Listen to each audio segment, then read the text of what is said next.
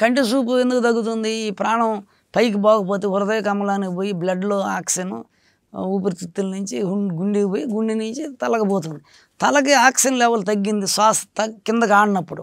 హృదయ కమలానికి సరిగ్గా ఆక్సిజన్ అందకుండా పైన ఆడింది అనుకో ఆజ్ఞాచక్రం వరకే, అప్పుడు ఆటోమేటిక్గా వాళ్ళకి కంటి చూపు తగ్గుతుంది.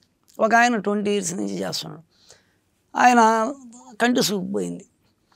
తర్వాత ఆయనకి చెప్పాను నేను, ప్రాణాయామం చేయ చంద్రస్వరం సహస్రారానికి, సూర్యస్వరం చెయ్యి, ఆజ్ఞాచక్రానికి చేయమన్నా. చేస్తే మళ్ళీ పుటాలు వచ్చేసింది. ఒక ఆయనకి టీవీ చూస్తే తెల్లంగా కనపడుతుందంట, బొమ్మ కనపడటంలా, అంటే చూపు తగ్గిపోయింది. ధ్యానం ఎక్కువ చేస్తున్నాను స్వామి, నాకు తర్వాత ఏం తెలియదు, చెప్పేవాళ్ళు నాకు ఎవరని చెప్పి ఎదురు చూస్తున్నాను, మీ వీడియోలు వచ్చినాయి, నేను దాంట్లో చూసి ఇప్పుడు ఈ చంద్రస్వరం సూర్యస్వరం అది మిమ్మల్ని అడుగుతున్నాను, ఎట చేయమంటారు అని. ఆయనకి సహస్రారానికి చంద్రస్వరం ఆడిచ్చిన, ఆజ్ఞాచక్రానికి ఈ 2 స్వరాలు మనం విడివిడిగా ఆడిస్తే, ప్రాణాయామం చేస్తే అనులోమ విలోమ ఆక్సిజన్ లెవెల్ పెరుగుతుంది. హృదయ కమలానికి కూడా చేయాలి. తల కన్ను దీనికి బాగా ఉండాలంటే హృదయ కమలానికి చేయాలి ప్రాణాయామం.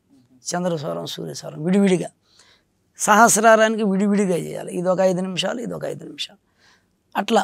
ఆజ్ఞాచక్రానికి ఇది 5 నిమిషాలు, ఇది 5, అంటే ఈ చక్రం ఈ శ్వాస దీంట్లో తీసుకొని దీంట్లోనే వదలాలి.